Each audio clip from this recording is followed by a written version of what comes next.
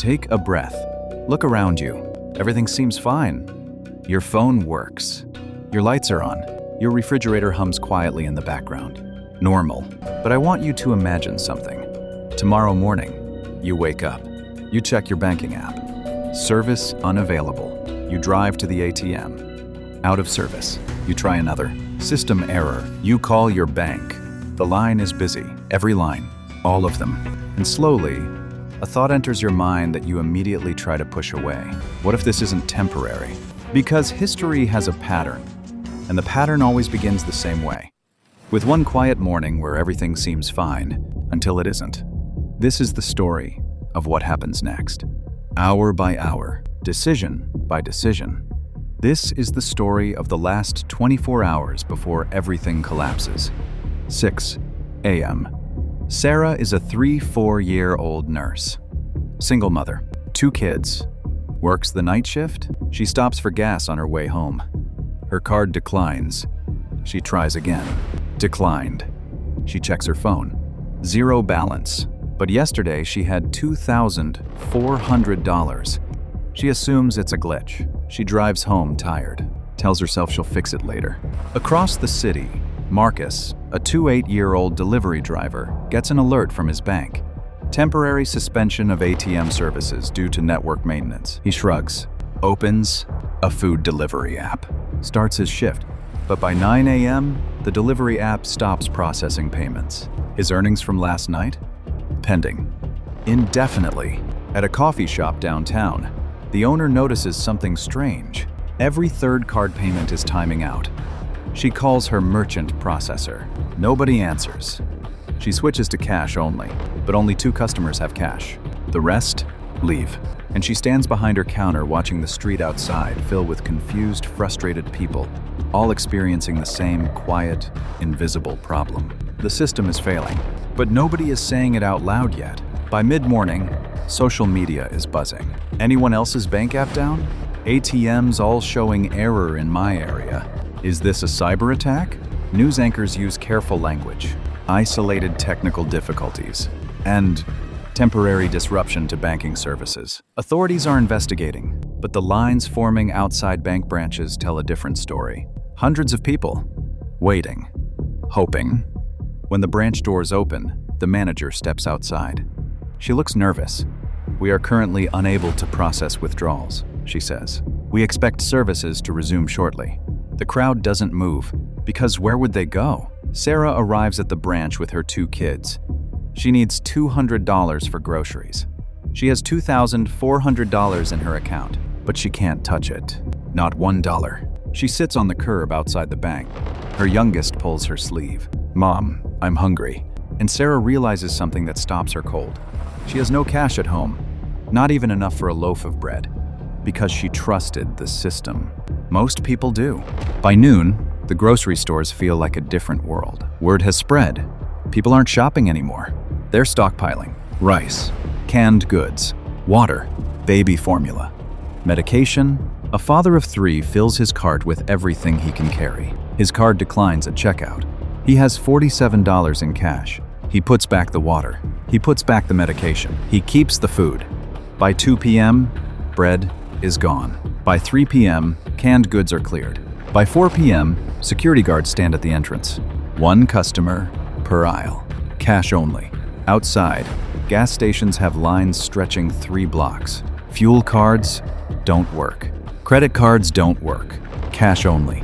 But cash is disappearing fast. And those who don't have it are beginning to realize, in a cashless world, when the system fails, you have nothing. Not because you're poor, not because you're unprepared, but because you trusted invisible money in an invisible system. By evening, the city feels different. You can feel it before you see it.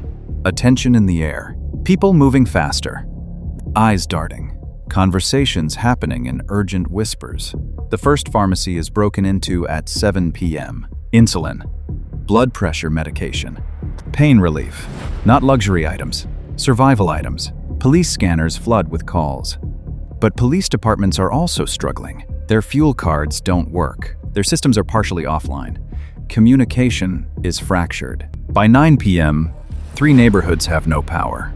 Not because the grid failed, because the automated payment systems that keep the grid running have timed out. In one apartment building, an elderly man named Walter sits in the dark. He has $4 in his wallet. His pension was deposited digitally this morning. He can't access it. His medication ran out yesterday. He was going to pick it up today, but the pharmacy is closed. Walter sits in the dark and waits, because waiting is all he can do. By midnight, the government issues a statement. We are working diligently to restore banking services. Please remain calm. Do not hoard essential goods. But calm left hours ago. By 2 a.m., 3 major cities report widespread looting. By 4 a.m., the National Guard is deployed. By 6 a.m., a new announcement. Banking services will remain suspended for an additional 48 to 72 hours. Not 24 hours, 72. Sarah reads the announcement on her phone. She has half a tank of gas, 1 bag of groceries, $23 in cash, and 2 children who don't understand why mom looks so scared. Marcus, the delivery driver, hasn't worked in 24 hours. He has no savings, no cash, no food in his apartment. He makes a decision he never imagined making. He walks into a convenience store, takes what he needs, and walks out. Not because he's a criminal, but because the system that was supposed to protect him failed in 24 hours. And survival doesn't wait for systems to reboot. Here is what 24 hours without ATMs teaches us. Modern society is not built on money. It's built on trust.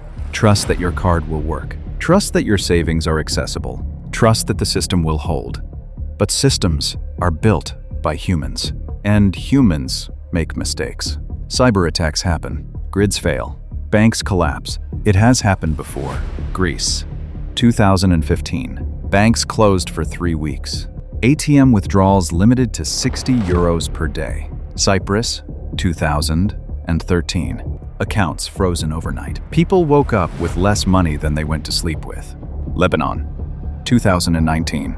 A banking crisis so severe that people stormed banks with guns just to access their own money. This is not fiction. This is documented history. And the people who suffered most were not the poor. They were the ones who thought they were prepared, the ones who had savings, the ones who trusted the system completely. So what can you do? Keep some cash at home. Not a fortune, but enough for 72 hours of essentials. Build a small emergency supply. Water, food, medication, basic tools. Know your community. In every crisis in history, the people who survived were not the ones with the most supplies. They were the ones with the strongest connections. Because when systems fail, people rise. Sarah eventually found her neighbor, an elderly woman named Carol, who had cash, canned food, and a working radio. They shared what they had. They looked after each other's children. They made it through, not because they were wealthy, not because they were experts, but because they chose connection over isolation.